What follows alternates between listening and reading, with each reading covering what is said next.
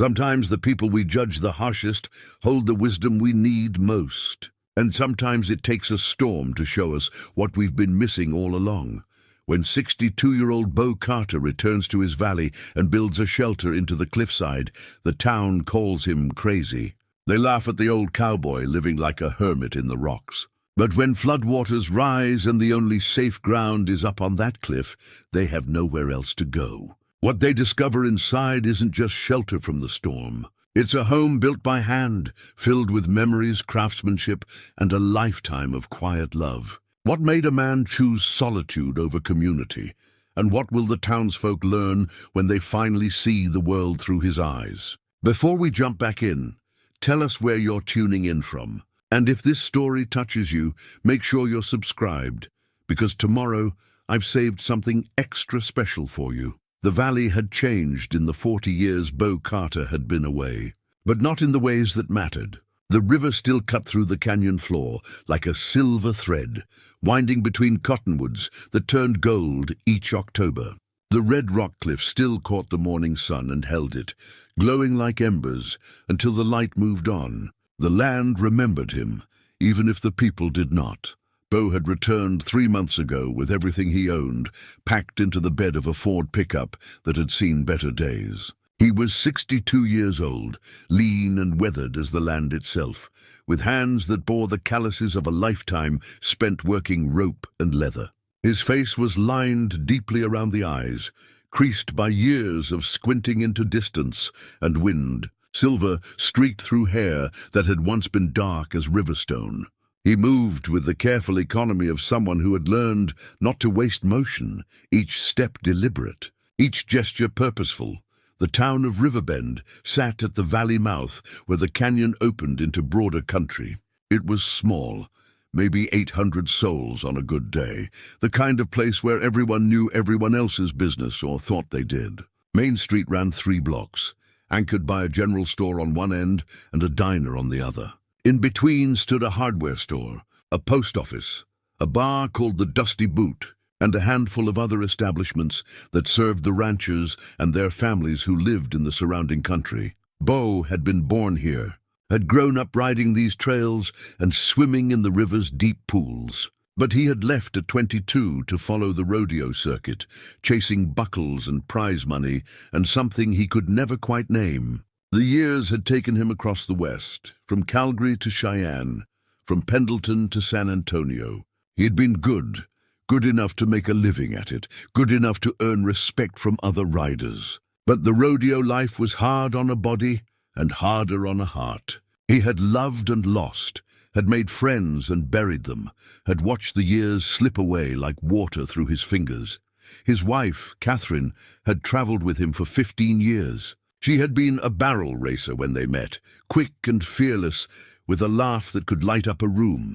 They had married in Reno between events, honeymooned in a horse trailer parked beside an arena in Nevada. It had been a good life for a while, the two of them against the world, moving from town to town, living out of motels and cook stoves, counting their money in the glow of neon signs. But Catherine had wanted to settle, to have a place that was theirs, to plant roots deeper than tent stakes. Beau had promised her they would someday, when the time was right. But someday kept sliding further away, and the time was never quite right. She had left him in Amarillo on a Tuesday morning in April. No fight, no shouting, just a note on the nightstand that said she was tired of waiting for a life that would never come. He had not blamed her then, and did not blame her now. She had deserved better than what he could give, better than a man who could not stop chasing something he did not understand. After Catherine, there had been others, relationships that lasted a season or two before fading like photographs left in the sun.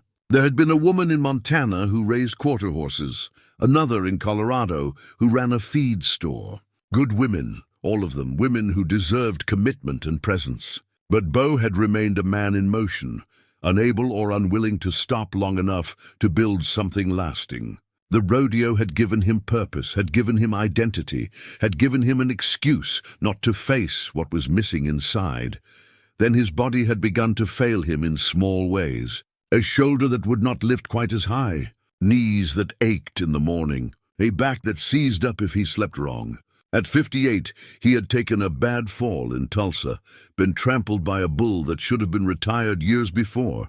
He'd spent 2 weeks in a hospital, another month in physical therapy, and when he was finally cleared to ride again, he found he no longer wanted to. The fire had gone out. He was tired, bone-tired in a way that sleep could not fix. He had spent the next 4 years drifting, taking odd jobs on ranches, mending fence and breaking horses, never staying anywhere longer than a season. He'd saved his money carefully all those years, lived lean, and found himself at 62 with a modest sum in the bank and no particular place to be. That was when the valley had called him home. He could not have explained it to anyone if they had asked. It was just a knowing that settled into his bones one morning as he watched the sun rise over unfamiliar country. He needed to go back, needed to return to the place where his life had started, needed to make peace with something he could not name. When he arrived, he had not gone into town right away. Instead, he had driven up the old logging road that climbed the canyon wall, following switchbacks he remembered from childhood. Halfway up, where the cliff face opened into a natural alcove sheltered by an overhang of red rock, he had stopped. The view took in the entire valley, the river threading below, the town small and distant, the mountains rising beyond. He had stood there for a long time, feeling something settle in his chest, and had known without question that this was where he was meant to be. The land was public grazing, managed by the Bureau of Land Management, but no one ran cattle up here anymore. Too steep, too remote. Beau had gone into the BLM office in the county seat and filled out the paperwork for a special use permit, paid his fees, and begun the work of building a home into the stone itself. The townsfolk thought he was crazy from the start. Word spread quickly in a place like Riverbend. The old Carter boy had come back, but he was not right in the head, was not living proper in town, but up in the rocks like some kind of hermit or madman. They whispered about it in the diner, speculated over coffee and pie about what had driven him to such strangeness. Martha Henderson, who ran the general store, told anyone who would listen that Beau had always been odd, even as a boy. "Too quiet," she said, shaking her head. Never could sit still in church, always looking out the window, like he was somewhere else. Tom Briggs, who owned the hardware store, took a more pragmatic view. "Man's got a right to live where he wants," he said, though even he admitted it was peculiar. "But I'll sell him whatever he needs. His money's as good as anyone's." Beau came into town once a week for supplies, driving the old Ford down the mountain road with care. He spoke politely to those who spoke to him, bought what he needed, and left without lingering. He did not explain himself or justify his choices. He simply went about his business with quiet determination, and if people talked behind his back, he gave no sign of caring.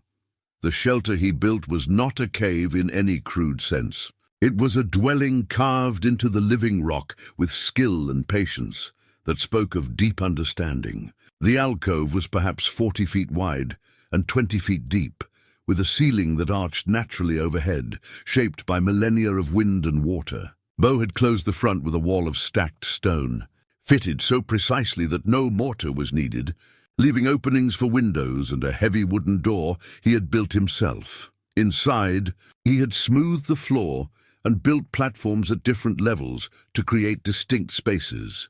There was a living area near the front where light came in, a sleeping area further back where the stone held warmth, a kitchen space with a wood stove vented through a natural chimney crack, and storage areas tucked into niches in the rock. He had run a water line from a spring further up the mountain, gravity-fed, and installed a small solar panel for basic electricity.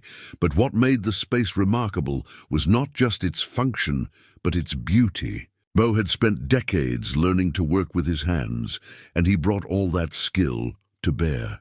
He built furniture from salvaged wood, each piece fitted and joined with care. A table with legs carved in subtle patterns, shelves that followed the natural curves of the stone, a rocking chair, its arms smooth as water, its joints so precise it moved without a whisper.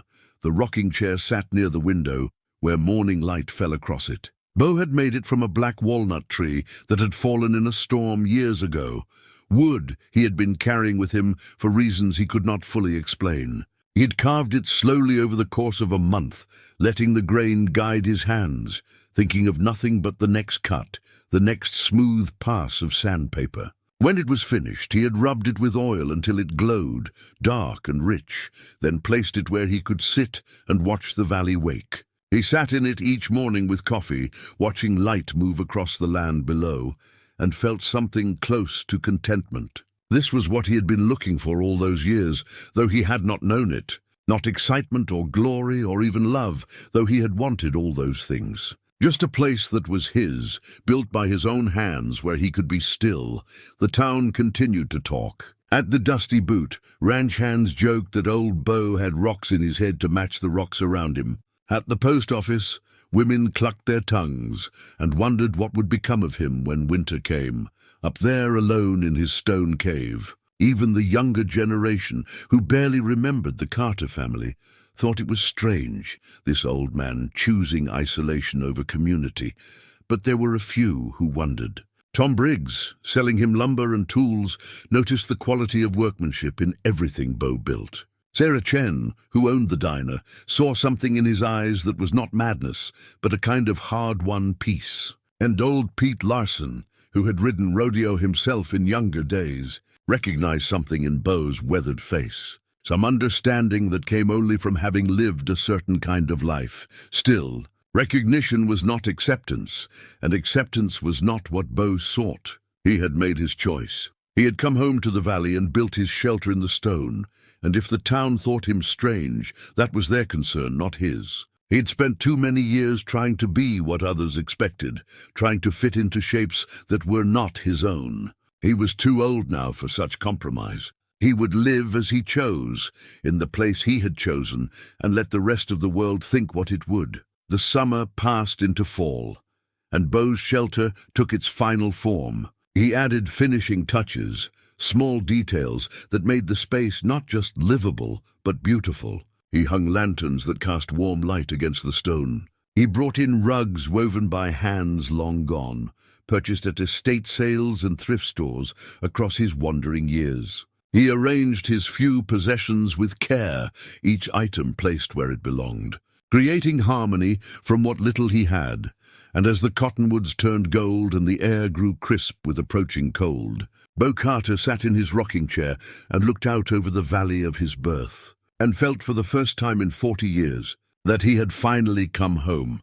October came in with cold rains that turned the river brown and swollen. The cottonwoods dropped their leaves in golden drifts, and the wind carried a bite that promised winter was not far behind. Beau watched the weather with the attention of someone whose life depended on reading signs correctly. He had lived too long in wild country not to respect what nature could do when she turned mean. The weather radio sat on a shelf near his wood stove, a battered thing he had owned for 20 years. It crackled to life each evening at 6, when the National Weather Service broadcast their reports. Mostly it was routine information, temperatures and wind speeds, chance of precipitation. But in late October the tone changed. A system was building in the Pacific, large and slow-moving, drawing moisture up from the south. The forecasters spoke in careful language, mentioning terms like atmospheric river and 100-year flood potential. Beau listened and understood what others might not.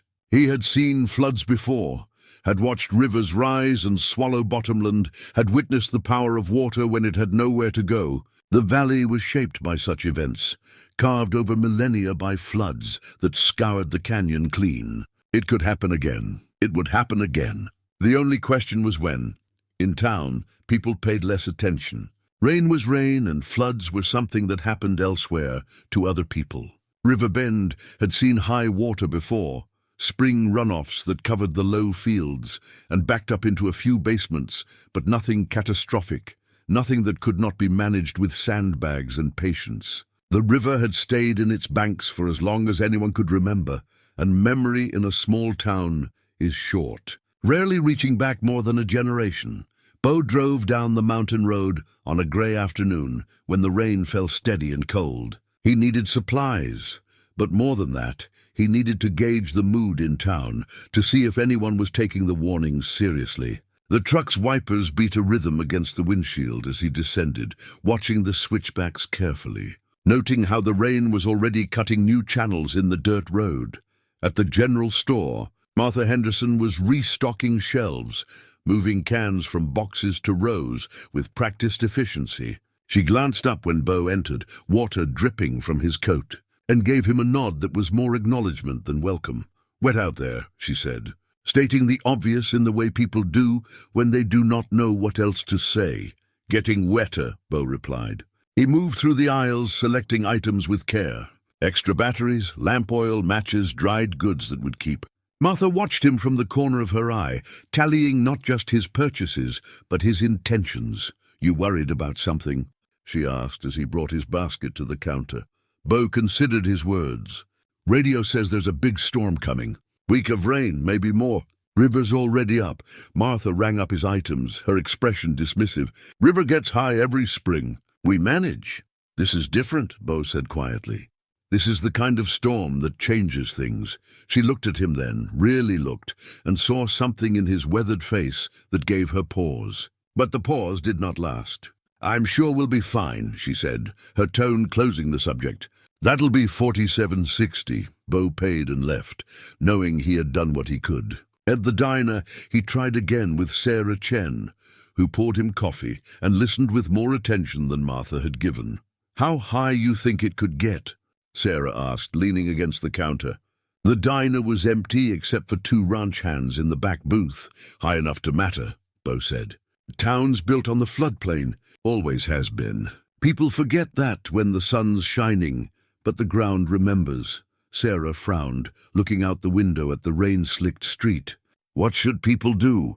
Move anything valuable to higher floors. Have supplies ready. Watch the water." He paused, then added, "If it gets bad, real bad, there's room up at my place. The cliff's 200 feet above the river.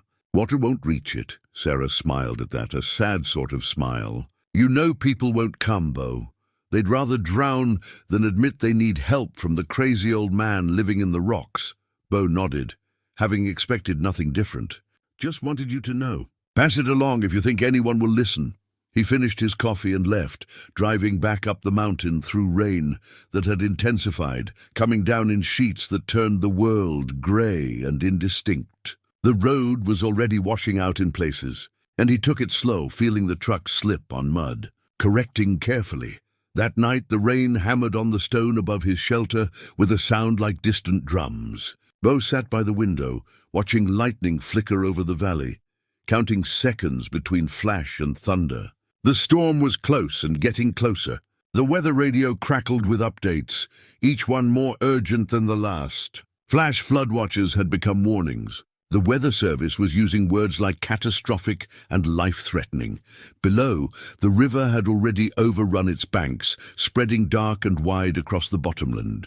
The lights of town looked small and fragile against the darkness, tiny sparks of defiance against the storm. Beau wondered how many people were watching the water, how many were starting to worry, how many were still convinced it would all blow over like storms always did. He had done what he could. He had warned them. If they chose not to listen, that was their right, their choice to make. He could not save people who did not want saving. All he could do was keep his own door open and hope that pride would not prove stronger than survival. The rain continued through the night, relentless, and Beau lay in his bed listening to it, feeling the ancient stone around him, solid and unmovable. The shelter was well above any floodline, built into rock that had stood for millions of years and would stand for millions more. He was safe, but safety felt hollow when others were in danger. When a whole town sat in the path of water that cared nothing for what it swept away. By dawn, the river had risen 10 feet, transforming from a silver thread into a brown monster that churned with debris and power. Beau stood at his window with coffee gone cold in his hand, watching trees tumble past like matchsticks, watching the water creep closer to the first buildings at the edge of town. The rain showed no sign of stopping. If anything, it had intensified, driven by winds that bent the cottonwoods and turned the world into a blur. The weather radio announced evacuations for low-lying areas. Roads were closing. The bridge south of town had been compromised. Emergency services were stretched thin, trying to respond to calls from across the county. The announcer's voice, usually so calm and measured, carried an edge of strain. This was bad. This was the storm they always warned about, but never quite believed would come. Beau knew what the people in town did not yet understand.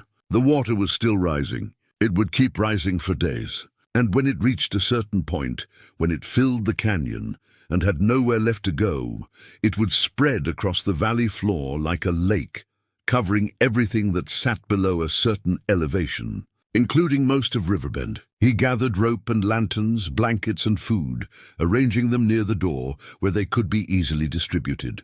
He built up the fire in the wood stove, making sure there would be warmth enough for many bodies. He filled every container he had with water from the spring line, knowing that in a crisis, clean water would matter most, and then he waited, watching the valley drown, wondering if anyone would swallow their pride long enough to climb to safety, or if they would cling to their homes and their certainty until the water forced them to choose between life and stubbornness. The storm raged on, indifferent to human concerns, following patterns set long before people had built their fragile town in a place the river had always claimed as its own. And in his shelter carved into stone, Beau Carter stood ready to offer refuge to people who had called him crazy, who had mocked his choices and questioned his sanity. Because that was what you did when you had lived long enough to understand that pride was a luxury no one could afford when the flood came calling. They came in the afternoon of the second day, when the water had reached Main Street and was lapping at doorsteps, when it became clear that this was not a storm that would pass, but a disaster that would stay. The first to arrive was Tom Briggs from the hardware store, driving his pickup up the mountain road with his wife Helen beside him and their two granddaughters in the back. Clutching stuffed animals and looking frightened, Beau heard the truck laboring up the grade long before it appeared, the engine straining against mud and grade. He stepped outside, standing under the overhang as rain drummed on the stone above. Tom pulled up and sat for a moment behind the wheel, hands gripping it tight, jaw working, as he wrestled with something inside. Finally he opened the door and climbed out. "Beau," he said, rain soaking into his jacket. "We need help." "You've got it," Beau replied simply, stepping aside from the door. "Come on in, all of you." Helen emerged next, ushering the girls ahead of her, trying to shield them from the rain with her coat. The granddaughters could not have been more than 8 and 10, their eyes wide as they looked at the stone shelter, uncertain what to make of this strange place they had heard whispered about, but never seen. Inside, Tom stopped just past the threshold, blinking as his eyes adjusted to the warm lamplight. What he saw was not what he had expected. Not a cave, not some crude hole in the rock, but a home. The space was warm from the wood stove, clean, organized. The walls had been smoothed and whitewashed in places, reflecting light. Furniture stood arranged with care, everything in its place. "Nothing haphazard or makeshift, I'll be damned," Tom said softly. "Language," Helen murmured, but she was staring too, taking in the carved shelves, the handmade table, the rocking chair by the window. Her expression shifted from apprehension to something closer to wonder. The younger girl, whose name was Emma, pointed to the rocking chair. "That's pretty," she said in a small voice. Beau smiled. "Thank you, honey. You can sit in it if you like." Emma looked to her grandmother, who nodded, and the girl went to the chair and climbed into it carefully, setting it to rocking with her feet. The motion was smooth, silent, the chair moving as though on air. "There's dry clothes in that trunk if you need them," Beau said, gesturing to a cedar chest against one wall. "Coffee's hot, and I've got stew on the stove. Make yourselves comfortable." Tom shook his head slowly, still taking it in. "We thought—" "I know what you thought," Beau interrupted gently. "Doesn't matter now. You're here and you're safe. That's what counts." More came as the afternoon wore on. Sarah Chen arrived with her elderly father, Mr. Chen, who moved slowly with a cane. Pete Larson came alone, the old rodeo rider recognizing in Beau's eyes what others could not see. The Hendersons came, Martha and her husband Frank, carrying bags of supplies from the store. Young couples came with babies. Old folks came with medicines and oxygen tanks.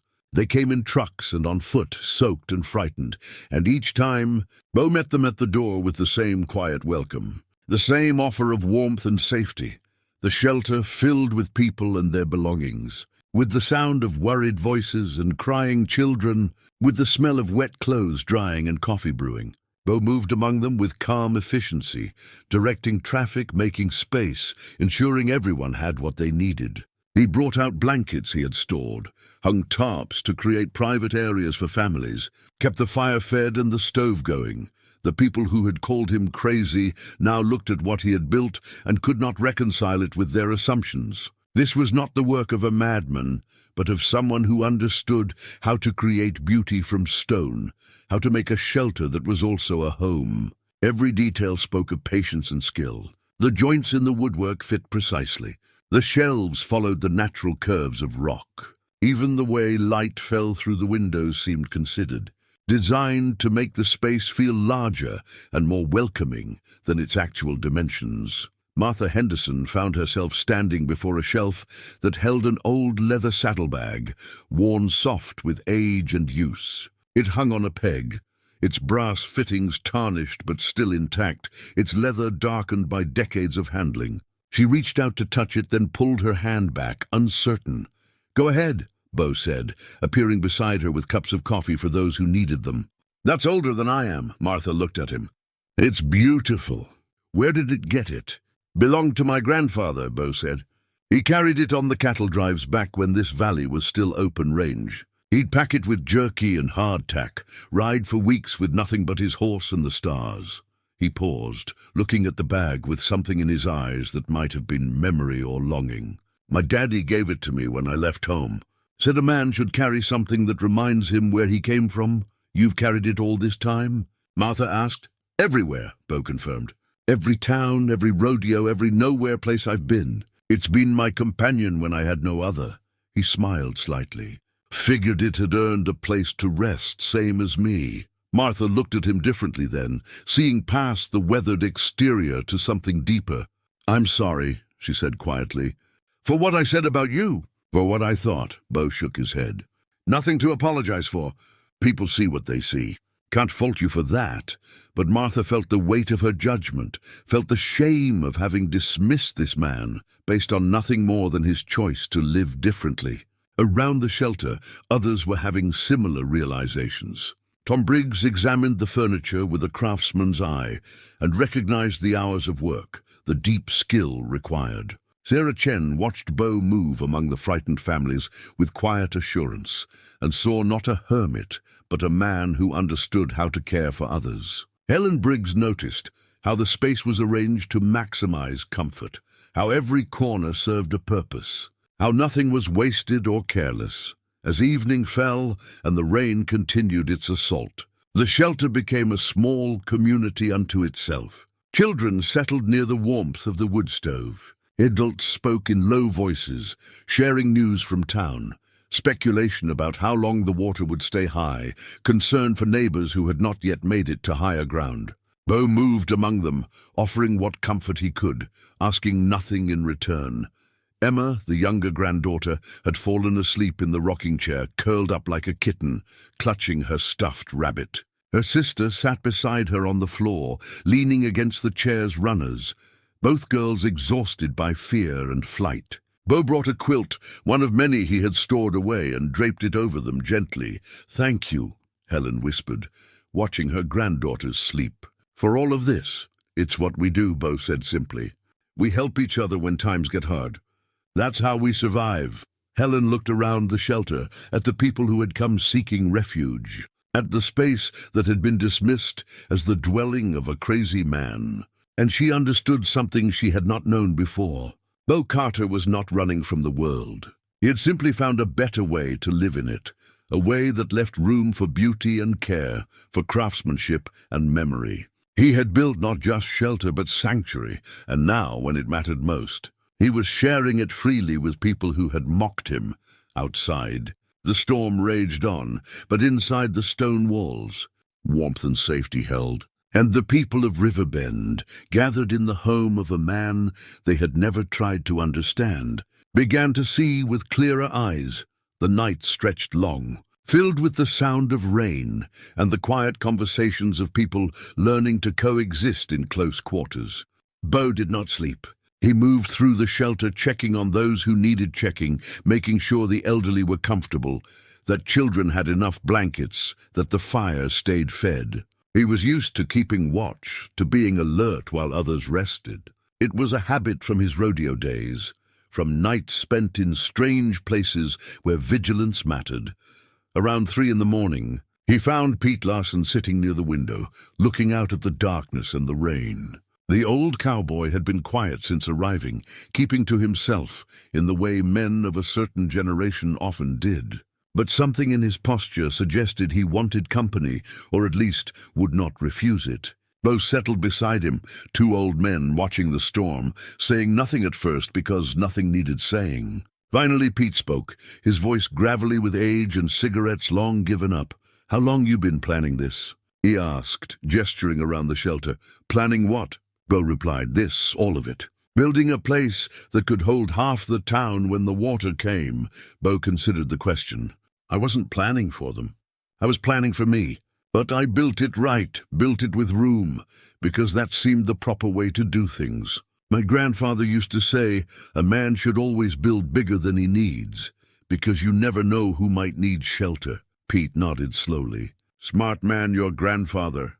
He had his moments. They fell silent again, watching lightning flicker in the distance. Then Pete said, "I remember you, from before. You rode in Cheyenne in '87. I was there. You drew a bull called Widowmaker." Beau smiled at the memory.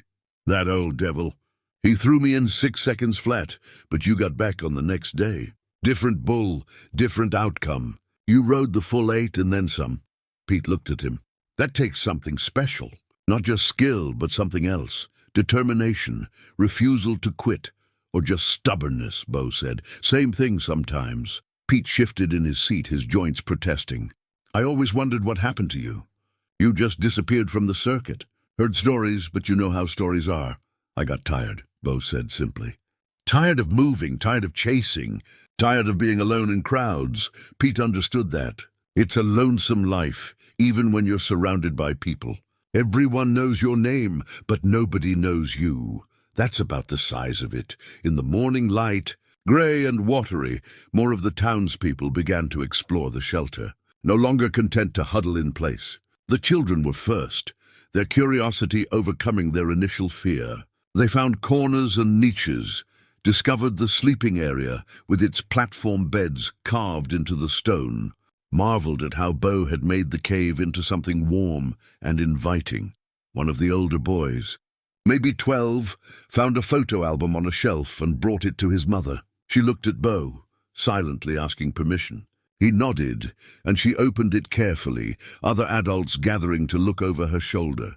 The photographs were old, some black and white, others faded color images from decades past. They showed a younger Beau, lean and intense, sitting on fence rails or standing beside bucking chutes. There were pictures of him on horseback in arena dirt, accepting buckles and checks. But there were other photos too, ones that told a different story. A beautiful woman with dark hair and bright eyes, laughing at something beyond the frame. The same woman standing beside Beau, both of them younger than the watchers could imagine, both looking at each other with an intensity that needed no words. Another photo of her on a barrel racing horse, leaning hard into a turn, her face fierce with concentration.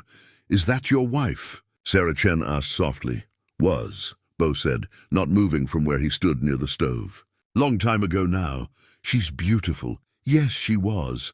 The past tense hung in the air, and no one pressed for details. But Sarah turned more pages, finding photos of other people, other times. Beau with a group of riders, all young and cocky. Beau standing in front of an old trailer, tired but smiling. Beau alone in a motel room, guitar in hand, looking at the camera with eyes that held too much distance. "You play?" Tom Briggs asked, pointing at the guitar in the photo. "Used to," Beau said. "Gave it up when my fingers got too stiff. But I remember the songs. Would you sing one?" Emma asked, the little girl now awake and standing beside her grandmother. Please? Beau hesitated, then shrugged. Been a long while. Voice isn't what it was. We don't mind, Helen said gently. So Beau, feeling foolish but unable to refuse the child's request, began to sing. His voice was rough, weathered as the rest of him, but it carried a tune well enough. The song was an old cowboy ballad about the lonesome prairie and the stars above, about riding until you find a place that feels like home. The words were simple, the melody spare, but something in the way he sang it silenced the shelter. Even the children stopped their fidgeting to listen. When he finished, there was a moment of quiet. Then Emma clapped, and others joined her. Beau waved them off, embarrassed, but Sarah Chen was crying softly, and she was not the only one. The song had touched something in them, reminded them of simpler times, of connections they had lost or never properly valued. That was your life, Martha Henderson said, understanding settling into her features. All those years on the road, the rodeo, the travel, the moving from place to place. That's what you were singing about. Among other things, Beau admitted, and you gave it all up to come back here. Martha looked around the shelter. To build this. Didn't give it up, Beau corrected gently. Just traded it for something else. Something that fit better at this stage of my life. Frank Henderson, Martha's husband, who had been silent until now, spoke up. But you built it alone. Why didn't you ask for help? Plenty of folks in town would have lent a hand if you'd asked. Beau smiled slightly. Would they? Man shows up after 40 years and says he wants to build a house in the rocks. You think people would have rushed to help? Frank opened his mouth, then closed it, unable to argue the point. The truth was that no one would have helped. They would have thought Beau crazy and kept their distance. It was only now, sheltering in the space he had built with his own hands, that they could see the wisdom in what he had done. Besides, Beau continued, I needed to do it myself. Needed to know I could still build something lasting, something that mattered. All those years I spent moving, I never left anything behind but dust in the wind. This time, I wanted to make something permanent, something that would stand after I'm gone. It'll stand, Tom said with certainty. You built it right, built it to last, Beau nodded his thanks. Outside, the rain continued, but its fury had diminished slightly. The weather radio reported that the worst of the storm was passing, though the flooding would continue for days as water drained from the saturated mountains. The river was at record levels and still rising, but the rate of rise had slowed. They were not out of danger yet, but they could see the possibility of it on the horizon. The townspeople, gathered in the shelter of a man they had dismissed, began to understand that safety was not just about walls and roofs. It was about preparation, about seeing clearly what others refused to see, about having the courage to act on that vision even when everyone around you thought you were wrong. Beau had done that. He had built his ark before the flood, and now they were all grateful passengers in it. As the third day wore on, the shelter took on the rhythm of a small village. People established routines, found their places, contributed what they could. The women organized meal preparation, working together at the wood stove to stretch Beau's supplies and what they had brought. The men took turns keeping watch on the weather and the water level, reporting back on what they saw. The children adapted as children do, turning the strange space into a playground, finding wonder in the carved shelves and natural alcoves. Beau had hung quilts from ropes strung across sections of the shelter, creating private spaces for families. The quilts themselves became objects of fascination. They were old, each one clearly handmade, pieced together from fabrics that told stories of other times, other places. Some were simple patterns, squares and rectangles in muted colors. Others were more elaborate, with star patterns and intricate borders. Helen Briggs, who had quilted all her adult life, found herself drawn to one particular piece that hung near the sleeping area. It was made from work shirts and denim, old fabric softened by wear and washing, stitched together with tiny, precise stitches. The pattern was a log cabin design, squares spiraling outward from a red center, the traditional heart of home. She stood studying it for a long time, her practiced eye taking in the workmanship. "This is extraordinary," she said when Beau passed by. "Where did you get it?" Made it, Beau said, pausing. Helen looked at him in surprise. You made this? Yes, ma'am. Taught myself one winter in Wyoming. I was laid up with a broken leg, going stir-crazy in a cabin with nothing to do. Lady next door took pity on me, showed me how to piece, said it would give my hands something useful to do, besides feeling sorry for themselves. Helen reached out to touch the fabric, feeling the weight of it, the way it had been quilted with such care. This is not beginner's work. This is skilled. I had time, Beau said simply. And once I started, I found I liked it. There's something settling about taking scraps and making them whole again. About finding beauty in what others throw away. These fabrics, Helen said, examining them more closely. They're from work clothes, mine and others. Every shirt I wore out, every pair of jeans that couldn't be patched anymore. Pieces from friends who've passed on. Each square is a memory, a person, a time in my life. He pointed to a faded blue denim section. That's from pants I wore when I won in Calgary. And that green there, that was from a shirt Catherine gave me our first Christmas together. Helen felt tears prick her eyes. It's not just a quilt. It's your history. It's what I have left of it, Beau agreed. Can't carry much when you're always moving, but I could carry this. Could add to it as I went. Now it's done, and I guess so am I. No more moving, just living. Helen looked at him with new understanding. This man, who they had thought strange and isolated, carried his whole life stitched into fabric, transformed scraps into art, found meaning in every piece. Will you teach me your pattern? She asked. I've made log cabins before, but never like this, never with such intention. Be glad to, Beau said. When we get out of here and life goes back to normal, you come visit. I'll show you what I know. The words hung between them, a promise of connection that extended beyond crisis, a recognition that something had changed between the people of Riverbend and the man on the cliff. Helen nodded, accepting the offer as the gift it was. In another corner of the shelter, Mr. Chen sat with Pete Larson, the two old men having found common ground in age and experience. They spoke in the slow, considered way of people who had learned that words mattered and should not be wasted. Mr. Chen had been a farmer before retiring, had worked land outside Riverbend for 50 years. Pete had ridden rodeo and ranched. Neither man had lived easy lives, but both had lived full ones. You know what I respect about Beau, Mr. Chen said, his English careful but clear. He knows who he is. So many people, they spend their whole lives trying to be what others want, never finding their own way. But Beau, he found his way. Maybe it took him long time, but he found it. Pete nodded. Takes courage living different. Takes more courage than most people have. In China we have saying, Mr. Chen continued. The wise man builds his house on the rock, the foolish man builds on sand. Beau built on rock. He smiled slightly. I think maybe he is wiser than people give him credit for.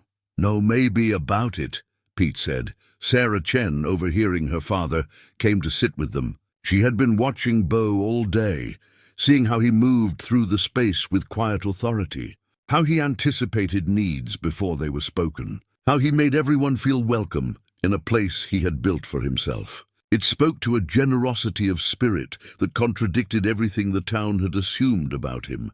Dad's right, she said. We got him all wrong. We saw a man choosing to live alone and assumed he was running from something. But he wasn't running. He was finally stopping. What do you mean? Pete asked. Sarah thought about it, trying to find the right words. He spent his whole life in motion. The rodeo, the traveling, always moving to the next place. That's a kind of running, even if you're running towards something instead of away. But coming back here, building the shelter, settling in one place, that takes more courage than motion does. That's him saying, this is where I belong, this is my home, this is enough. Pete considered this. Never thought of it that way, but you're right. Settling is harder than moving.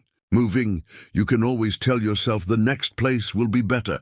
But settling, you got to accept this is it, this is your life, and find a way to make peace with that. And he did, Sarah said. He built his peace with his own hands, stone by stone, board by board. That quilt Helen's admiring, he made that too. Everything in this place he made or found or restored. It's all intentional, all meaningful. Mr. Chen patted his daughter's hand.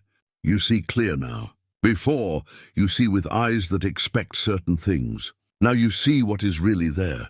The observation carried weight, and Sarah knew it was true. They had all looked at Beau through the lens of their own assumptions, their own expectations of what normal looked like. They had failed to see that normal was just a story people told themselves, a comfortable lie that kept them from having to think too hard about their own choices. Beau had rejected that comfortable lie and built his own truth instead. Around them, the shelter hummed with life. Children laughed despite the circumstances. Adults shared stories and memories. Someone had found a deck of cards and a group was playing, trying to keep spirits up. The smell of coffee and stew filled the air. It was not comfort exactly, but it was community. And that mattered more than anyone had realized it would. Beau moved through it all, like a quiet current, present but not intrusive, helpful but not overbearing. He tended the fire, checked on the elderly, played simple games with the children. He was, Sarah realized, exactly what the town had needed and never known to look for. A center point of stability and grace. A living example of how to survive with dignity, how to build something lasting from whatever materials life provided. The rain had finally stopped, though the clouds remained thick and grey. The weather radio reported that the river had crested and would begin to fall slowly over the next few days. They were past the worst of it, but even as relief swept through the shelter, no one was eager to leave. They had found something here, something unexpected and valuable. They had found what happened when someone built not just shelter but sanctuary, when a man lived according to his own compass and created something worth protecting. Evening of the third day brought a shift in the atmosphere. The immediate crisis had passed, and with it the adrenaline that had kept everyone moving. Now in the settling quiet, people had time to think, to process what had happened and what it meant. Some grew restless, wanting to return to their homes even knowing they would find them damaged or destroyed. Others seemed content to stay, reluctant to leave the safety and warmth of the shelter. Martha Henderson found herself in the storage area, a deep alcove where Beau kept his supplies. She had gone looking for more coffee and discovered instead rows of mason jars lining shelves carved into the rock. The jars held preserved foods, tomatoes and beans, pickles and jams, fruits suspended in sweet syrup. Each jar was labeled in careful handwriting with contents and dates. Some went back years. She stood studying them, doing the math in her head. This represented months of work, seasons of preparation. He had not just built a shelter. He had stocked it for the long term, planned for contingencies, prepared for situations he hoped would never come. It was the work of someone who understood survival, not as a desperate scramble, but as a deliberate practice. "Learned that from Catherine," Beau said, and Martha startled. She had not heard him approach.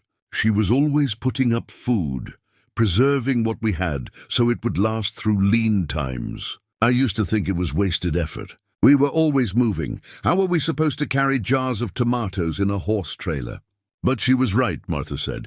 "She was right about a lot of things," Beau agreed. "More than I understood at the time." Martha turned to face him. "What happened to her?" "If you don't mind my asking." Beau was quiet for a moment, weighing whether to share something he rarely spoke of. Then he decided that here, now, with everything stripped down to essentials, there was no point in keeping walls up. "She left me. Not because she stopped loving me, but because she couldn't live the way I needed to live. She wanted a home, a place to plant roots, a garden that would come back year after year. And I wanted motion, wanted to keep chasing whatever it was I thought was out there waiting for me. Do you know where she is now?" "She passed away," Beau said softly. 10 years ago, cancer. I found out 6 months after it happened, got a letter from her sister. By the time I knew, she was already gone. I never got to tell her I understood. Never got to say I was sorry for not being what she needed." Martha felt the weight of that regret, the particular pain of words left unspoken. "I'm sorry." "Me too." Beau touched one of the jars, his fingers gentle on the glass. "These are my way of honoring her memory. Every year I put up food the way she taught me. I might not have given her the home she wanted, but I can live by the lessons she tried to teach me. About preparation, about not wasting what you have, about thinking ahead. She would be proud of what you built here, Martha said with certainty. Maybe, Beau allowed. I like to think so. They stood in comfortable silence for a moment. Then Martha said, I judged you. We all did, and I'm ashamed of that now.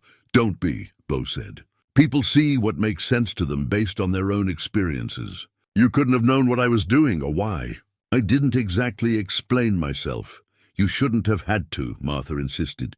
A man has a right to live how he chooses without having to justify it to everyone else. Beau smiled. That's a fine sentiment, but it's not how small towns work. Everyone's business is everyone's business. That's part of the bargain of living in a place like Riverbend.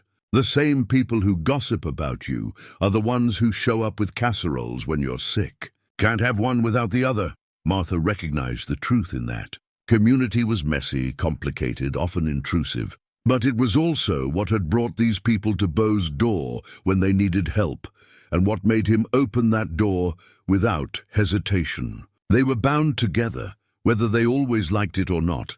Later, as darkness fell and the shelter filled with the sound of people settling in for another night. Tom Briggs sat with Beau near the wood stove, both men nursing cups of coffee that had been reheated too many times to taste good anymore.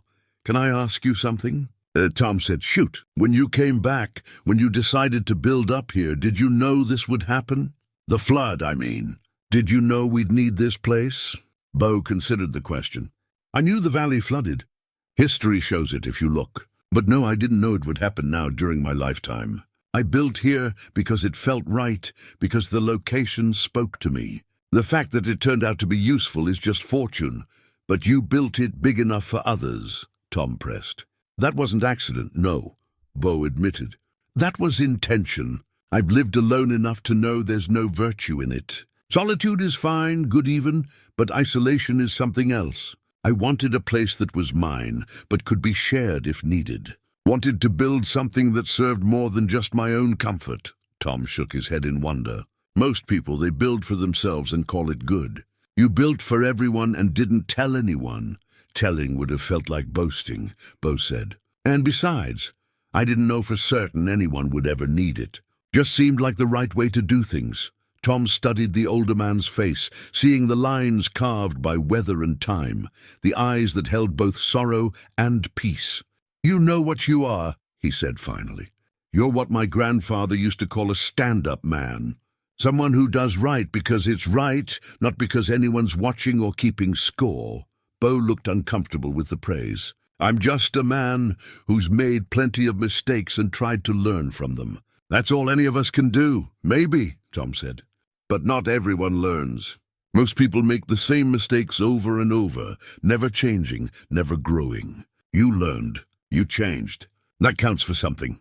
Across the shelter, Helen was teaching Emma how to make simple stitches using scraps of fabric and a needle Beau had provided. The little girl worked with intense concentration, her tongue poking out slightly as she focused on pushing the needle through the cloth. Sarah Chen was reading to a group of younger children from a book she had found on Beau's shelves, an old collection of cowboy poetry. Pete Larson and Mr. Chen continued their slow conversation. Two old men, finding kinship in shared silences. It was, Beau thought, a kind of peace. Not the peace of isolation he had sought when he first came back to the valley, but something richer and more complex. The peace of people learning to see each other clearly, of assumptions giving way to understanding, of walls coming down. Outside, the stars had emerged from behind the clouds for the first time in days. Beau stepped out onto the narrow ledge that served as a porch, breathing air that smelled clean and washed. The valley below was dark, the floodwaters still high, but the immediate danger had passed. In a few days, people would return to their homes, would begin the hard work of recovery and rebuilding. But for now, they were here, safe in the shelter of stone, learning lessons they had not known they needed to learn. Martha joined him on the ledge, standing beside him in the darkness. Thank you, she said simply. For what? For being who you are. For building this place. for not turning us away even though we deserved it. Nobody deserves to be turned away when they need help, Beau said. That's just basic human decency. It should be, Martha agreed. But it isn't always. People fail each other all the time. You didn't fail us. Beau did not know what to say to that, so he said nothing. They stood together watching the stars, two people learning to see each other in clearer light. And it was enough. On the fourth morning, with sunlight finally breaking through the clouds and warming the stone, one of the children made a discovery. Young Danny Martinez, 10 years old and possessed of endless curiosity, had been exploring the deeper recesses of the shelter when he found a gap between stones that seemed deliberate. Behind it, wrapped in oilcloth, was a leather journal. Danny brought it to his mother, who brought it to Beau. The old cowboy looked at the journal in the boy's hands, and something shifted in his expression, a shadow passing across his features. For a moment it seemed he might refuse to take it, might tell them to put it back. But then he accepted it with steady hands and set it on the table without opening it. That's private, he said quietly. Not meant for others, but the damage was done. Curiosity had been awakened, questions raised. Martha, who had been helping prepare breakfast, set down her spoon and looked at Beau with gentle insistence. If there's something in there that explains why you built this place, why you came back, don't you think we have a right to know? We've shared your shelter. Maybe it's time to share your story. Beau stood silent for a long moment, wrestling with something internal. Finally he nodded, a decision made. All right, he said. But I'll tell it my way, in my own words. The journal is just notes, memories I didn't want to forget. The real story is here. He tapped his chest over his heart. People gathered, sensing this was important. Even the children quieted, aware that something significant was about to unfold. Beau settled into his rocking chair, the journal unopened in his lap, and looked out the window at the valley where water still covered the land. I told you I left here 40 years ago, he began. What I didn't tell you was why. It wasn't just the rodeo calling me. It was grief driving me away. He paused, gathering himself. I was 22 years old. I had a younger brother, Jesse. He was 19, full of life, planning to take over our daddy's ranch, marry his high school sweetheart. He was everything I wasn't. Settled, certain, content to stay in one place. Beau's voice was steady, but his eyes were distant, seeing the past. That spring we had heavy rains. Not like this, but enough to raise the river. There was a family living down on the bottomland. Folks who'd moved to Riverbend the year before. They didn't know the river like we did, didn't understand that when the water came up fast, you got to higher ground. Their trailer was flooding, and they had small children. Jesse heard about it and went to help. The shelter was completely silent now. Even the youngest children seemed to sense the weight of what was being shared. He got them out, Beau continued. Got the mother and 3 kids to safety. But the father had gone back for something, some damn fool thing that didn't matter. Jesse went after him. The water was moving fast by then, carrying debris. A cottonwood came down river, big old tree that had been undercut by the current. It caught Jesse and the father both. Martha's hand went to her mouth. Helen Briggs was crying quietly. Tom Briggs stared at Beau with new understanding dawning in his eyes. They found Jesse 2 days later, 5 miles downstream. Found the father a day after that. Both of them gone because someone didn't understand the river. And because my brother had a hero's heart but not a hero's luck, Beau's voice caught. The first time any of them had heard his composure crack. I couldn't stay after that. Couldn't look at the valley without seeing him. Couldn't watch the river without hating it. So I left, ran really. Spent 40 years running from what I couldn't face. But you came back, Sarah said softly. I came back because I finally understood something, Beau said. Jesse didn't die because he was stupid or careless. He died because he cared more about helping others than protecting himself. That's not something to run from. That's something to honor. He opened the journal now, its pages filled with his careful handwriting, with notes and observations, with plans and measurements. When I decided to come home, I started researching. Flood patterns, weather history, everything I could find about how water moves through this valley. I learned that what killed Jesse wasn't an aberration. It was a pattern. Every 50 years or so, sometimes more often, the river rises high enough to take back the bottomland. It's what rivers do. We just forget between events. Tom Briggs leaned forward. You knew this flood was coming? Not specifically, Beau said, but I knew it would come eventually. The signs were there for anyone who wanted to read them. The last major flood was in 1974. We were due, so I built here. High enough that water could never reach it, solid enough to hold when everything else failed. You tried to warn us, Martha said, suddenly remembering. Last spring you came to the town council meeting.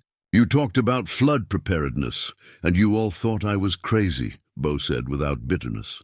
The crazy old man with doomsday predictions. I understood. I didn't have credibility. I was just the Carter boy who ran away and came back strange. But you were right, Tom said. You were right about all of it. Being right doesn't matter much when no one listens, Beau said. So I did what I could. I built this place. I made it big enough, stocked it, prepared it. If no one wanted to hear warnings, at least I could provide refuge when the time came. The revelation settled over the group, like a weight. All their assumptions about Beau, all their mockery and dismissal, took on a different cast. He had not been running from the world or hiding from reality. He had been facing it more directly than any of them, preparing for what they refused to see. Pete Larson spoke for the first time that morning, his voice rough. You built this as a memorial. For your brother, Beau nodded slowly. Jesse saved a family because that's who he was. I wasn't there to help him then, but I could be here now, ready to help when the water came again. It's what he would have done if he'd lived. It's what I owed him. You've been carrying that guilt for 40 years, Helen said, tears streaming down her face. Not guilt so much as responsibility, Beau corrected. Jesse was the better man. The one who stayed, who built instead of running. I spent most of my life trying to be different from him, trying to prove that leaving was right and staying was weak. But I had it backward. He was brave and I was scared. Building this place, coming back here, it's me finally trying to be the man he was. Trying to honor what he stood for. Sarah Chen moved to kneel beside the rocking chair, taking Beau's weathered hand in both of hers. You honored him, she said firmly. Look around this shelter. Look at all the people you saved. You gave Jesse's sacrifice meaning. You turned tragedy into purpose. Beau looked at the faces surrounding him, these people who had thought him strange and found him wise, who had judged him and learned better. The journal lay open in his lap, pages filled with measurements and plans, with memories of a brother lost too young, with the long, slow work of turning grief into grace. I don't know if I'm the man Jesse was, Beau said quietly, but I'm trying. Every day I'm trying. This place, everything in it, it's all my way of saying what I never got to say to him. That he mattered, that what he did mattered. That sacrifice shouldn't be forgotten just because time passes. Outside, the sun climbed higher, burning off the last of the clouds. The valley below began to emerge from its watery covering as the river slowly, incrementally, returned to its banks. But inside the shelter, in the space Beau had built as monument and refuge, as memorial and promise, the people of Riverbend stood in the presence of a grief transformed into something redemptive. They had come seeking shelter from a storm and found something more, a lesson about courage, about purpose, about the long road from tragedy to peace. And they understood now that the man they had called crazy was perhaps the sanest person among them, the one who had faced hard truths and acted on them while others lived in comfortable denial.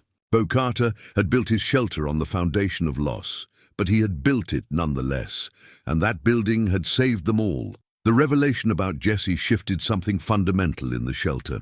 What had been refuge became something more intimate, more sacred. People moved through the space differently now, with greater reverence, touching the stone walls and handcrafted furniture as though they were artifacts in a church. They understood now that every corner, every carefully placed board, every smooth surface was part of a larger act of remembrance and redemption.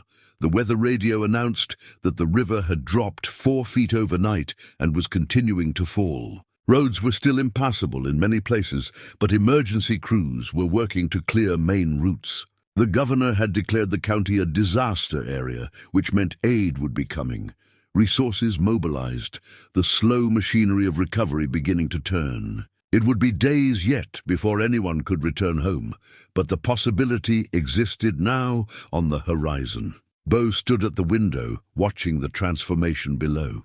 Where water had covered everything, patches of muddy ground were beginning to appear. The river, still swollen and brown, had retreated from Main Street and was slouching back toward its normal channel. The damage would be extensive, he knew. Homes flooded, businesses destroyed, infrastructure compromised. The town would need months, maybe years, to fully recover, but it would recover.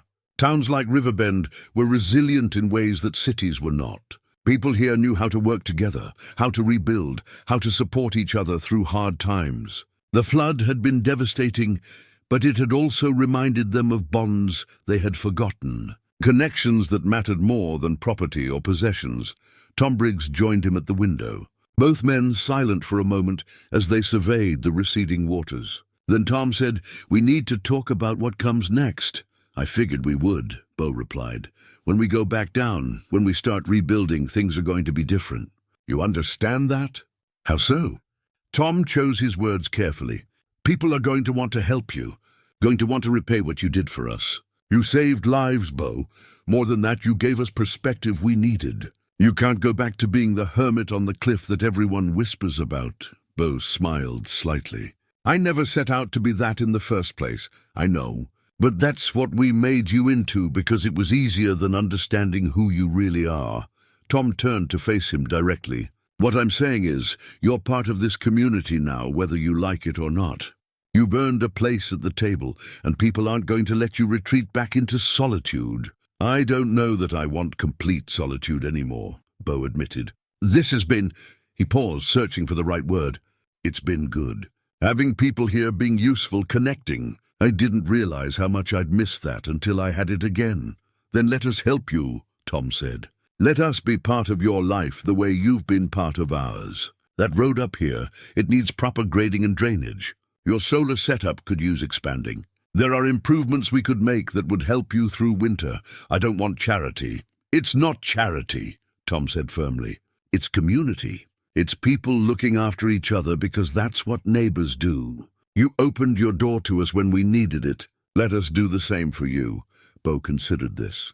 The idea that accepting help might be as important as giving it. That connection was not one-directional but circular, a flow that required giving and receiving both. "All right," he said finally. "I'd appreciate that."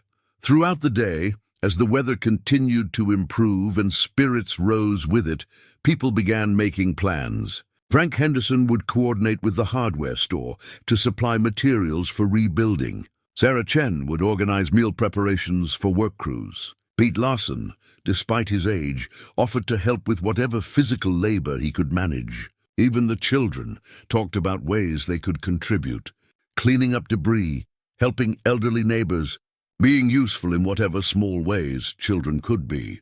But beneath the practical planning ran a current of emotion, of not wanting to leave this space where they had learned so much about themselves and each other. The shelter had become more than refuge. It had become a place of transformation, where prejudices had crumbled and understanding had grown. Leaving it felt like leaving something precious behind. Helen Briggs found Beau in the storage area, where he was organizing supplies and taking inventory of what had been used. "I wanted to thank you," she said, "for teaching me about your quilting method, about making something meaningful from scraps." "You already knew how to quilt," Beau said. "I knew the mechanics," Helen corrected. "But you taught me the philosophy. Every piece with intention, every stitch a memory. I've been quilting 30 years and never understood it could be that deep." "It's just how I do it," Beau said, uncomfortable as always with praise. "Can I ask you something personal?" Helen waited for his nod. "Do you still miss her?" "Catherine." Beau set down the jar he had been holding. "Every day. But it's different now than it used to be. Used to be a sharp pain, like something cutting. Now it's more like a dull ache, something I carry, but that doesn't stop me from moving forward." I think maybe that's what healing looks like. Not forgetting, but learning to live with what you've lost. That's wise, Helen said softly. Just experience talking, Beau replied. Live long enough, and you lose enough people that you either learn to carry grief gracefully or you let it bury you. I chose to keep walking. As evening approached, Beau brought out storm lanterns from storage, old-fashioned ones that burned kerosene and cast warm, steady light. He had a dozen of them, collected over years, each one functional and well-maintained. He placed them on the table and called everyone together. I want each family to take one of these when you leave, he said. Power's going to be out in town for a while. You'll need light. Beau, these are yours, Martha protested. They're valuable. They're useful, Beau corrected. And use is what gives them value. I've got candles and other lights. You need these more than I do right now. We'll bring them back, Tom promised. Keep them as long as you need, Beau said. That's what they're for. It was, everyone understood, more than a practical gesture. The lanterns represented something symbolic, a piece of the shelter's warmth and safety going with them, a reminder of what they had learned here. A physical connection to the man who had saved them and taught them to see differently. Sarah Chen stepped forward, speaking for the group. We want to do something for you, Beau. Not just improvements to the shelter, though we'll do that too, but something more permanent. Something that honors what you've built and what it means. I don't need anything like that, Beau said. Maybe not, Sarah agreed. But we do. We need a way to say thank you that goes beyond words. We need to mark this moment, this change in all of us. What did you have in mind? Beau asked, wary but curious. A trail, Tom said, picking up the thread. A proper hiking trail from town up to your shelter.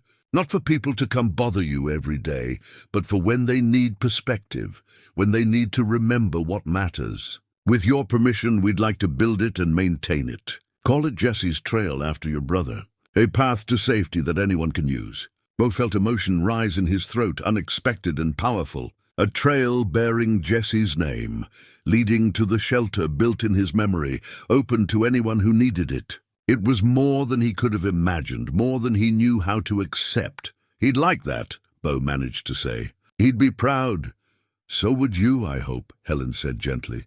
I am, Beau said, looking around at the faces of people who had been strangers days ago and were something else now. Not quite friends yet, but closer than neighbors, bound by shared crisis and mutual understanding. I'm proud of all of you, how you came together, how you helped each other, how you kept faith when things were dark. You showed us how, Mr. Chen said simply. You showed us grace under pressure, showed us what it means to prepare, to sacrifice, to care about others more than yourself. That is teacher's gift to student. As darkness fell on their last night in the shelter, people gathered close to the wood stove, reluctant to sleep, wanting to hold on to these final hours of closeness. They told stories, shared memories of the past days, laughed about small absurdities and marveled at large miracles. The children, drowsy and content, curled up in laps and against shoulders. The elderly dozed in comfortable chairs, and in the center of it all, Beau sat in his rocking chair, surrounded by people who finally saw him clearly, and felt something he had not felt in 40 years. He felt like he had come home, not just to a place, but to himself, to the man he had always been meant to be, but had taken decades to become. The journey from that night when Jesse died to this night when his shelter saved a town had been long and painful, filled with wrong turns and lost years. But it had led here, to this moment of connection and grace, and he understood now that every step had been necessary. Every mile of wandering had been preparation for this. Tomorrow they would descend from the cliff, return to the valley, face the hard work of rebuilding. But tonight they were still together, still safe in the shelter of stone, still learning from each other and growing towards something better than they had been before. And that, Beau thought, watching the lantern light play across faces young and old, that was worth 40 years of searching. Morning came clear and cold, the sky washed clean of clouds, the sun rising over mountains that looked newly made. Beau woke before the others, as was his habit, and walked to a part of the shelter he had not shown anyone during their stay. It was a small alcove near the back, separated from the main space by a curtain of stone that created natural privacy. Inside, he had carved names into the smooth rock face. Jesse Carter, 1959-1981, Catherine Reeves Carter, 1960-2015. Below those, other names. Friends from the rodeo circuit who had died too young. Fellow riders who had not survived their 8 seconds. People he had loved and lost along the way. It was a chapel of memory, a place where the dead could be honored and remembered, where their names would persist carved in stone long after those who knew them were gone. He stood before it now, one hand pressed flat against Jesse's name, feeling the grooves his chisel had made, the permanence of letters cut into rock. "We did good, brother," he said quietly. "Saved a lot of people. You'd have been proud." Behind him a soft footfall. He turned to find Sarah Chen standing there, her expression solemn as she looked at the wall of names. "I'm sorry," she said. "I didn't mean to intrude." "You're not intruding," Beau said. "This is part of the shelter too. Just a more private part." Sarah moved closer, reading the names, understanding what she was seeing. "A memorial wall." "Everyone should have a place to remember," Beau said. "The dead deserve that much. To not be forgotten, to have their names spoken, to know they mattered." Sarah's eyes found Catherine's name. "Your wife." "My wife," Beau confirmed. "I never got to tell her goodbye. This is my way of keeping her close." They stood in silence for a moment, then Sarah said, "Would you teach me how to do this? How to carve letters in stone? My mother died 2 years ago. I'd like to add her name here if you'd allow it."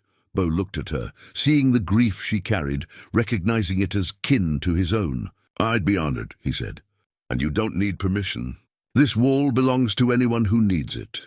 As people began to wake and prepare for departure, word spread about the memorial wall. One by one, people came to see it, to stand before the names of Beau's dead, to understand that this shelter was not just about the living, but about honoring those who had gone before. It added another dimension to their understanding, another layer to the man who had built this place. Tom Briggs stood before the wall for a long time, his expression thoughtful. "My son," he said finally, not looking at Beau. "Lost him in Afghanistan 12 years ago. Marine, 23 years old." His voice caught. "I'd like his name here too, if that's all right." "Of course," Beau said. "I'll teach you the technique. You should be the one to carve it." Others came forward with their own losses. A daughter killed in a car accident, a husband taken by heart attack, a grandchild who had not survived infancy. The memorial wall, which had been Beau's private grief, transformed into something communal, a place where the whole town could remember together, where loss could be acknowledged and honored. "This is what we've been missing," Martha said, tears streaming down her face. "A place to grieve together. We all carry our losses privately, each of us alone with our pain. But here, in this space you created, we can share it. We can hold each other's grief and know we're not alone." Beau had not intended any of this when he carved the first name years ago. He had simply needed a way to process his own sorrow, to make it tangible in stone. But he understood what Martha meant. Grief shared was grief diminished, made bearable by the presence of others who understood. As the sun climbed higher, people began loading their trucks, gathering their children, preparing for the descent back to the valley. But there was a reluctance now, a resistance to leaving what had become sacred ground. The shelter had given them more than safety from the storm. It had given them clarity, perspective, connection. It had shown them what community really meant when stripped of pretense and pride. Beau stood at the entrance, shaking hands, accepting embraces, promising to come visit in town once things settled. Each person thanked him, but the thanks felt inadequate for what had transpired. Words could not capture the transformation that had occurred within these stone walls. The way lives had been not just saved, but changed. Emma, the young girl who had slept in the rocking chair, hugged Beau fiercely. "I don't want to go," she said. "I want to stay here with you." "You'll come back and visit," Beau promised. "And I'll teach you to carve wood, if your grandma says it's all right." "I'd like that," Emma said solemnly, one by one. They left, carrying their storm lanterns, their changed perspectives, their new understanding. And Beau stood watching them go, his shelter emptying but not feeling empty, knowing that what had been built here was more than stone and wood. Pete Larson was the last to leave. The old rodeo rider had stayed behind, helping Beau clean up, putting things back in order after days of occupation. They worked in companionable silence, two men who understood that some work was best done without talk. When the shelter was restored to its usual state, Pete sat in the rocking chair and gestured for Beau to sit across from him. "You know what you did here, don't you?" Pete said. "Kept people safe from a flood," Beau replied. "More than that," Pete insisted. "You gave people a second chance, not just at life, but at seeing clearly, at understanding what matters. They would have figured it out eventually, maybe, but probably not. Most people go their whole lives never questioning what they think they know, never challenging their assumptions. You force them to do that, not through preaching or arguing, but just by being who you are, by building what you built." Pete paused, his weathered face serious. "That's a rare gift, Beau. Don't diminish it." Beau reached up to his neck, pulling out a chain he wore beneath his shirt. On it hung a simple gold wedding band, worn thin with age. "Catherine gave me this the day we married," he said. "I wore it for 15 years, then took it off when she left. Couldn't bear the weight of it, the reminder of what I'd lost. Kept it in a drawer for decades, couldn't throw it away, but couldn't wear it either." "When did you put it back on?" Pete asked. "When I came back here. When I decided to stop running and face what I'd been avoiding all those years." Beau looked at the ring, turning it between his fingers. "It doesn't hurt anymore to wear it. It reminds me of what I had, what I lost, what I learned. It's part of my story, and I'm finally at peace with that story." Pete nodded slowly. "That's what I see in you now that wasn't there before, even when you first came back. Peace. You've made your reckoning with the past, with your choices, with your regrets. Not many people manage that. I had help," Beau said. "The valley helped. The shelter helped. And now, these past few days, the people helped. I couldn't have gotten here alone." "Nobody gets anywhere alone," Pete agreed. "But you had to be willing to accept the help when it came. That takes its own kind of courage." They sat in silence for a while longer, then Pete rose stiffly from the chair. "I should get back. But I'll be up to visit if you'll have me. Not for any reason, just to sit and talk with someone who understands what it's like to have lived a certain kind of life." "You're always welcome," Beau said, walking him to the door. Pete paused at the threshold, looking back at the shelter, at the space that had held so much life and revelation. "You built something lasting here, Beau, not just in stone, but in people's hearts. That's the kind of legacy Jesse would have been proud of." After Pete left, Beau stood alone in his shelter for the first time in days. The silence was profound after so much noise and activity, but it was not the oppressive silence of loneliness. It was the peaceful silence of a space well used, of walls that had witnessed transformation, of a home that had fulfilled its purpose. He moved through the rooms, straightening what did not need straightening, touching surfaces that had been touched by many hands, remembering conversations and moments that would stay with him. The shelter looked the same as it had before the flood, but it felt different. It had been blessed by use, sanctified by shared experience, made holy by the connections that had formed within its walls.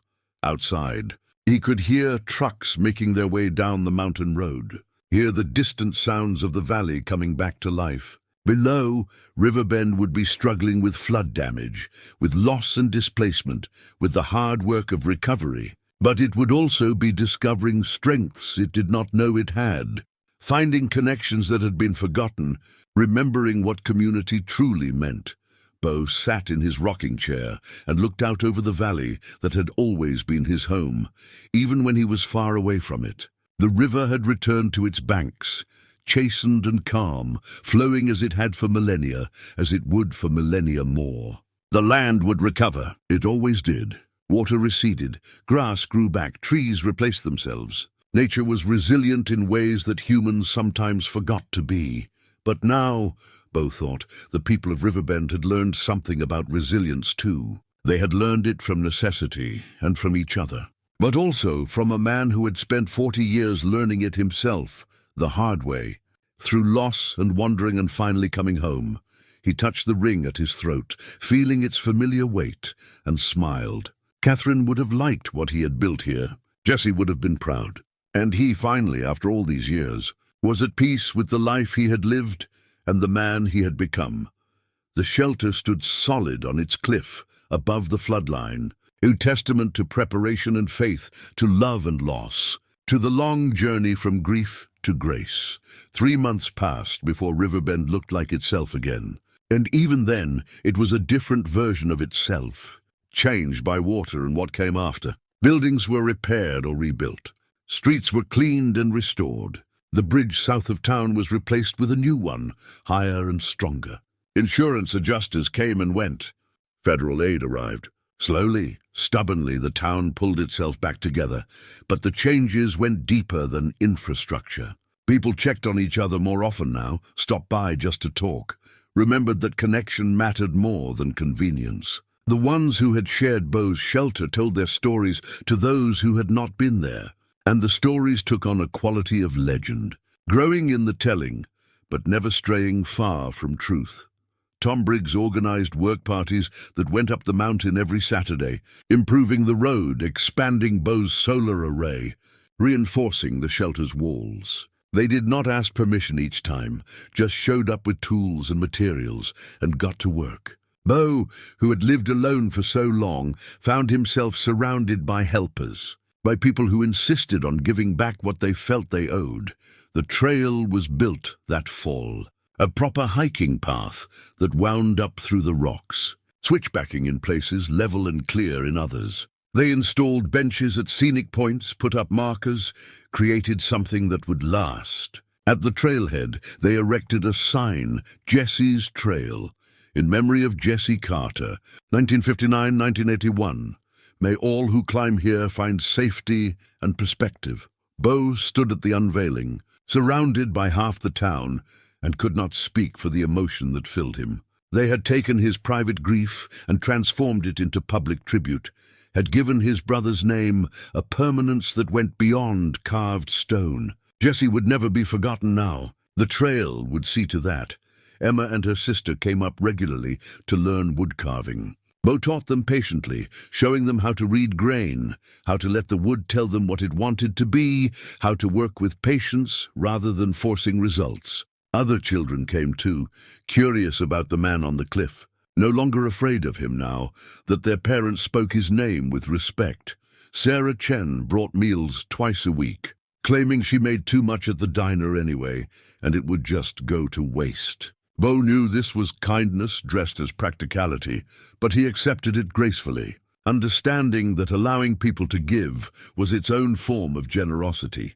Pete Larson came to sit and talk, sharing memories of rodeo days, of places they had both been, of people they had both known. The two old cowboys formed a bond that ran deeper than friendship, a recognition of kindred spirits who had traveled hard roads and arrived at hard-won wisdom. In December, the first snow came, dusting the valley white, transforming the landscape into something clean and new. Beau stood on his porch, a narrow ledge he had expanded with help from Tom and others, and watched the morning sun paint the mountains pink and gold.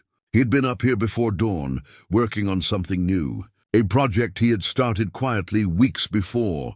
It was a carving in a piece of red cedar, mounted beside his door where everyone who visited would see it. Not names this time, not a memorial to the past, but something else. He had carved a valley with a river running through it, mountains rising on either side, and above it all, a sky full of stars. In the foreground, tiny figures walked a trail toward high ground, their faces turned upward, hopeful.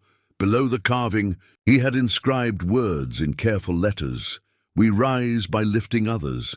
It was a simple sentiment, one that might have seemed trite if it had not been earned through lived experience.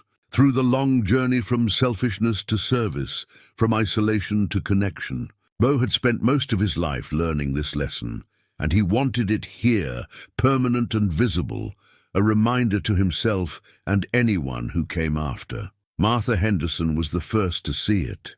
She arrived bearing a basket of fresh bread, a habit she had developed over the months. and stopped short when she saw the new carving. "It's beautiful," she said, reaching out to touch the smooth wood. "When did you make this?" "I've been working on it a while," Beau said. "Wanted to add something hopeful. The memorial wall is important, but I wanted something that looked forward too, not just back." Martha read the inscription, and tears came to her eyes as they so often did these days. The flood had cracked something open in all of them, made them more vulnerable, more willing to feel. "That's what you taught us," she said. "That's what those days in the shelter were really about. Learning to lift each other." "We taught each other," Beau corrected. "I gave you shelter, but you gave me something too. You gave me back my place in the world. You let me be useful again, let me matter to someone besides myself." They stood together in the cold morning, looking out over the valley where smoke rose from chimneys and life continued in its daily rhythms. The town had survived. More than that, it had learned something essential about itself, about what truly mattered when everything else was stripped away. That evening, as Beau sat in his rocking chair, watching darkness settle over the land, he felt something he had not felt since he was a young man with his whole life ahead of him. He felt grateful, grateful for the hard lessons, grateful for the losses that had shaped him, grateful for the long road that had led him home, grateful for the flood that had forced connection, grateful for the people who had learned to see him clearly. The shelter stood solid around him, warm and welcoming, ready for whatever might come next, whether that was more visitors seeking perspective, or winter storms that would test its strength, or simply the quiet passing of seasons as Beau grew older in the place he had built. Outside, stars emerged one by one, ancient light reaching across impossible distances to touch the earth. And on his cliff above the valley, in his shelter carved from stone, Beau Carter sat peacefully, no longer running, no longer alone, finally and fully home.